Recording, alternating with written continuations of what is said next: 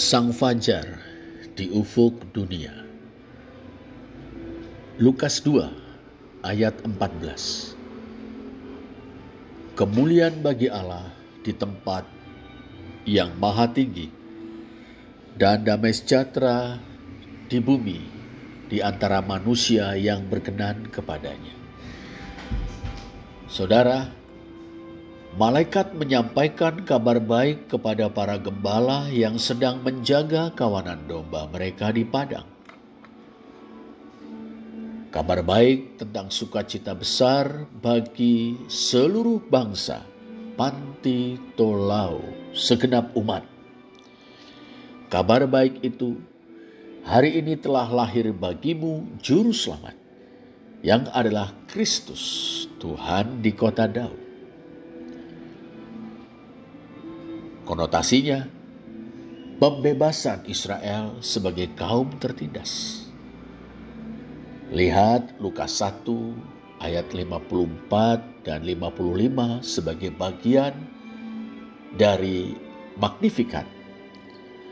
Lukas 1 ayat 71 sampai 75 sebagai bagian dari Benediktus.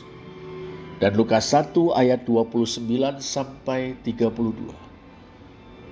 Num Dimittis.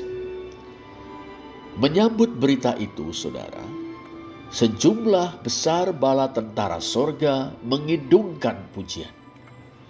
Kemuliaan bagi Allah di tempat yang maha tinggi, dan damai sejahtera di bumi di antara manusia yang berkenan kepadanya. Menarik, saudara. Kidung pujian tersebut menghubungkan sorga, yakni tempat yang maha tinggi, dan bumi. Kita tahu sorga merujuk pada tahta Allah, sedangkan bumi adalah bumi manusia.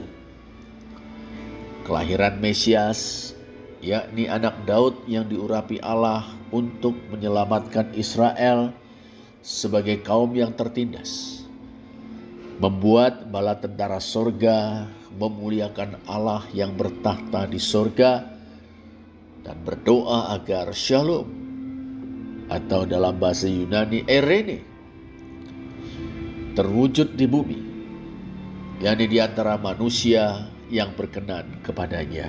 Anthropoi Eudokias. Ungkapan Anthropoi Eudokias menarik.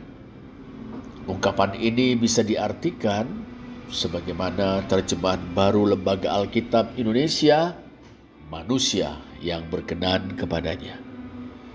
Menurut Injil Lukas, Allah berkenan kepada Yesus yang dalam baptisan disebut sebagai anaknya. Lukas 3 ayat 22. Eudokeio. Allah berkenan kepada orang kecil. Lukas 10 ayat 21.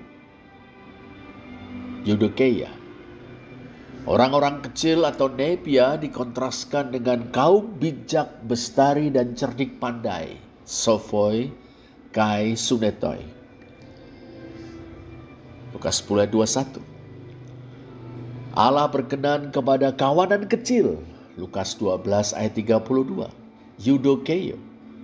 Kawanan kecil, tomikron, poimion, adalah komunitas yang dirintis Yesus, yang terutama terdiri dari kaum miskin dan tertindas. Lihat Lukas 4 ayat 17 dan 18. Lukas 6 ayat 20 dan 21. Di samping itu, saudara, Anthropoi Eudokias juga bisa diartikan orang-orang yang berkehendak baik, atau orang-orang yang memiliki niat yang baik. Dalam Injil Lukas, mereka mencakup Pak Tua Simeon, seorang yang benar dan saleh yang menantikan penghiburan bagi Israel. Lukas 2 ayat 23. Demikian juga Ibu Hana yang siang malam beribadah dengan berpuasa dan berdoa. Lukas 1 ayat 37. Serta semua orang yang menantikan kelepasan untuk Yerusalem. Lukas 2 ayat 38. Ada juga orang banyak atau okhlos yang bertobat melalui pemberitaan Yohanes Pembaptis. orang-orang yang berbagi dengan sesamanya. Lukas 3 ayat 11. Para pemungut cukai yang berhenti dari praktek-praktek memanipulasi pajak. Lukas 3 ayat 12 dan 13.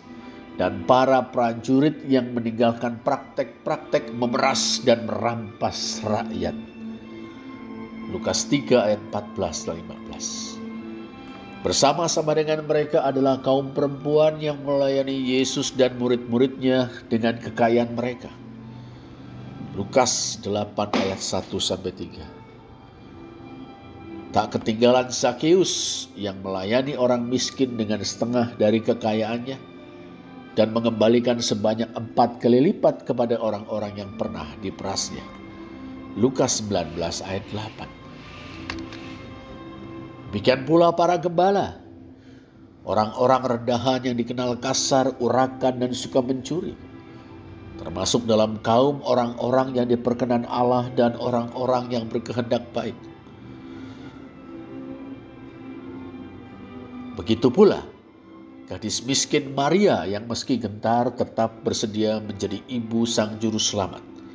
Lukas 1 ayat 38. Dan jangan lupakan Yusuf, tunangan Maria, Trah Kusuma Rembesing Madu, yang miskin namun mau memikul beban bersama dengan Maria demi kelahiran sang juru selamat. Ada wong cilik yang menjadi sasaran perhatian khusus Allah. Ada orang-orang yang berkehendak baik. Merekalah semua itu umatnya. Bagi mereka semua bala tentara surga berdoa, biarlah shalom, yakni perdamaian dan kesejahteraan yang berkeadilan, terwujud di antara mereka. Di muka bumi tentunya, sebab mereka semua tinggal di bumi, bukan di surga. Mereka tinggal di bumi manusia. Jelas bala tentara surga, bagi mereka kemuliaan Allah terkait erat dengan terwujudnya shalom atau eirene di antara umatnya, di antara wong cilik, di antara orang-orang yang berkehendak baik. Allah dimuliakan manakala shalom terwujud di tengah-tengah mereka. Bukan untuk dinikmati eksklusif tentunya, tapi supaya dapat menjadi contoh, cermin, inspirasi, dan daya gerak bagi umat manusia pada umumnya.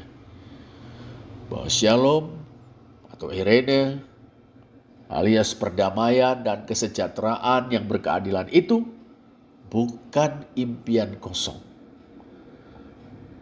melainkan sangat mungkin untuk diwujudkan di muka bumi. Bukan impian kosong, bukan sesuatu yang mustahil, sebab surya pagi dari tempat tinggi yang terbit di ufuk dunia telah memancarkan sinarnya yang membebaskan umatnya, supaya dunia yang bermakna tidak selamanya tenggelam di rawa bayang. Surya pagi itu adalah Tuhan kita, Yesus Kristus. Selamat Natal, terpujilah Allah.